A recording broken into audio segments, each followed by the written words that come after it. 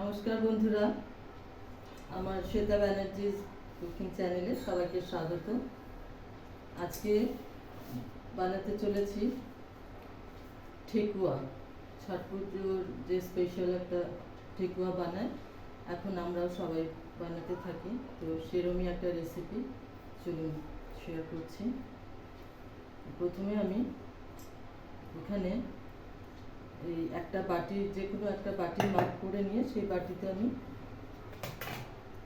2 cup 2 বাটি মানে ময়দা দিলাম, আটা দিলাম, ময়দা নয় আটা দিলাম। ময়দাও দেওয়া যেতে পারে, 1 বাটি ময়দা দেওয়া যেত, আমি এখানে আটা দিয়ে করছি।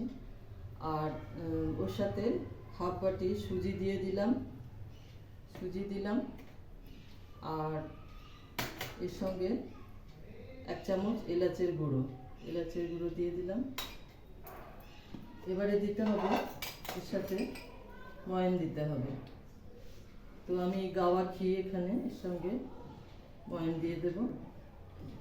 কতটা ময়ান লাগবে দেখে নিয়ে আমি প্রথমে 2 চামচ মতন দিলাম। এবার আমি এটাকে মেখে নেব, ভালো করে এটা মিক্স করে নেব। ঘিটা আটার সাথে ভালো করে মিক্স করে নিতে হবে।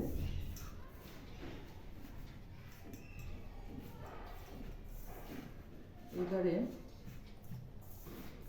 এর সঙ্গে আমি নারকেল মেশাবো, আর তাতে যখন মাখবো আমি এটা গুড় দিয়ে মাখবো। তো চিনি দিয়েও করা যায়, তো আমি এখানে গুড় দিয়ে করব। তো এবারে আমি নারকেলটা এখানে মিশিয়ে দিচ্ছি। হাফ বাটি মতো নারকেলও নিয়েছি, নারকেলটা কুড়িয়ে নিয়েছি। নারকেলটা নিলাম, ভালো করে আবার মিশিয়ে নিলাম। এবারে গুড়টা একদম পাতলা করে নিয়েছি। গুড়টাকে একটু জল দিয়ে পাতলা করে নেওয়া হয়েছে, সেই গুড়টা এবার এর সঙ্গে মেশাতে হবে।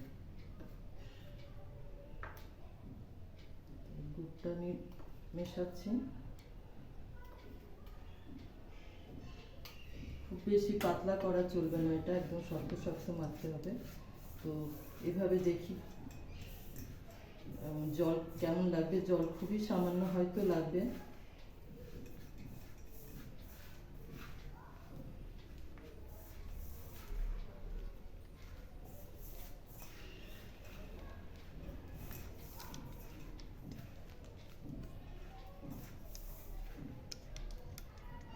এইভাবে এরকম শক্ত টাইপের মাখাটা হবে, একটু জল লাগবে, সামান্য একটু জল।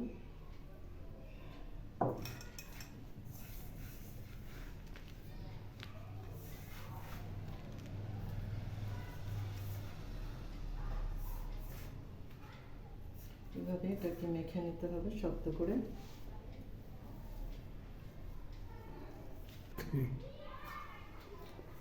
আমি মাখাটা বলছিলাম এরকম ধরনের একটু শক্ত করে মাখাটা হবে। এখান থেকে এরকম বলের মতন করে লেচি নিয়ে বলের মতো করতে হবে। বলের মতো করে একটু চ্যাপটা করে নেব, আর চ্যাপটা করে তারপরে এটাকে একটু শেপ দেব। এরকম ছুরি দিয়ে এরকম করে দিলেই পাতার শেপের এরকম হয়ে যাবে।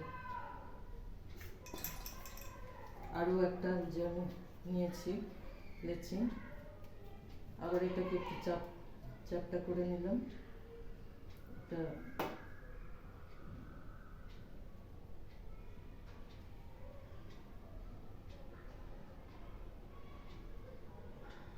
এভাবে শেপ দিয়ে নিলাম, আবার এখানে রাখছি। এভাবে মাখাটা শক্ত না হলে ঠিক হবে না, তাই মাথাটাকে একটু শক্ত করতে হবে। আর আমি ছুরি দিয়ে করলাম। এবার এই যে আমরা ফোকটা ইউজ করি রান্নাঘরে, সেটা দিয়েও এরকম করে চেপে সেটাও একটা ডিজাইন হয়ে যাবে। এরকমভাবে তারপরে তেল দিয়ে এটাকে ভাজতে হবে। আরও একটা মোটা দিয়ে করছি।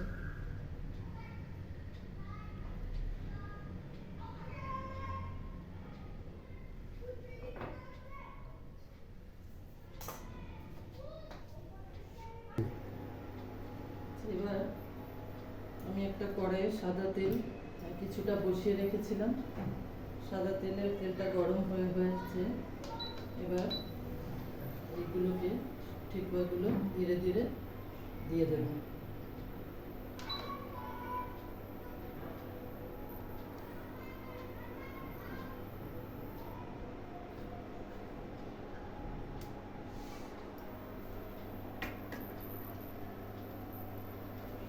আমি এর মধ্যে দিয়ে দিলাম। এখন এবার এটা ভাজতে হবে, কম আঁচেই হতে হবে এটাকে। আর খুব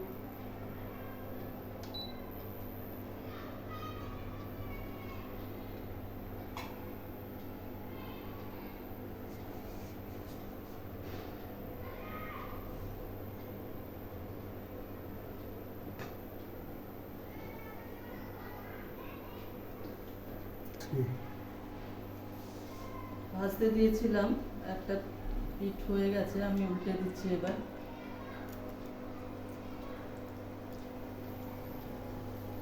উল্টে উল্টে এটাকে দুদিক ভালো করে ব্রাউন করে ভেজে নিতে হবে।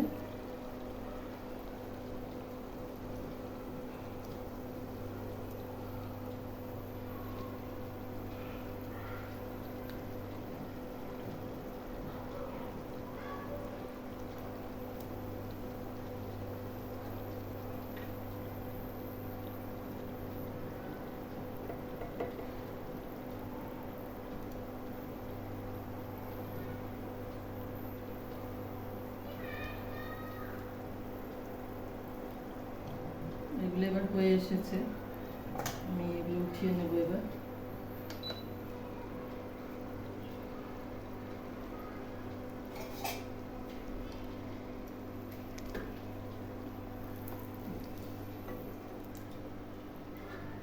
এবার তুলে নিচ্ছি।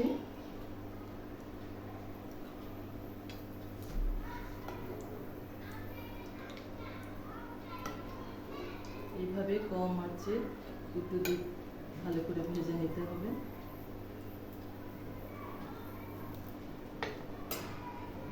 আরও আমার কাছে বানানো রয়েছে, তো আমি দিয়ে দিচ্ছি এর মধ্যে।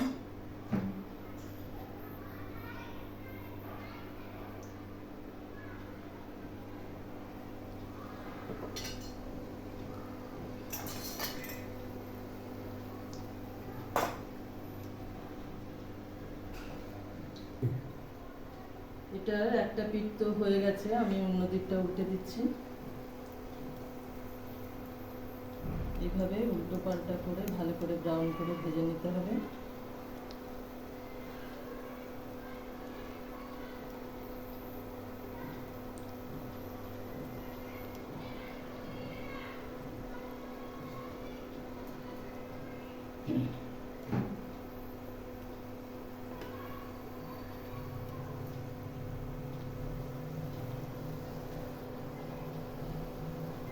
আমি এর সঙ্গে শুধু নারকেল কোড়াই মিশিয়েছি, চাইলে কিশমিশ কাজু এসবও মিশিয়ে ওটা ডোটা বানানোর সময় এগুলো মিক্স করা যাবে। যত ড্রাই ফ্রুটস দেওয়া যাবে ভালোই লাগে খেতে। আর শুধু খেয়াল রাখতে হবে যেন মাখাটা খুব নরম হয়ে না যায়। আর আমরা মাখার সময় যদি দেশি ঘি ইউজ করি তো আরো ভালো টেস্টি হবে। এটাও হয়ে গেছে, আমি এবারে এটা বন্ধ করে দিলাম। তো বন্ধুরা, আমি কিভাবে ঠেকুয়াটা বানালাম এই যে দেখলেন আপনারা। নিশ্চয়ই ভালো লাগলে আপনারাও ঘরে বানিয়ে দেখবেন। সচরাচর এসব বেশি তো বানানো হয় না, তো বানিয়ে রেখে দিলে মাঝে মাঝে সবাই খাওয়া যাবে এবং গেস্ট আসলেও দেওয়া যাবে। আপনারাও বানাবেন। ভালো লাগলে ভিডিওটি লাইক শেয়ার করবেন, কমেন্ট করে বলবেন। নমস্কার, নেক্সট ভিডিওতে আবার দেখা হবে।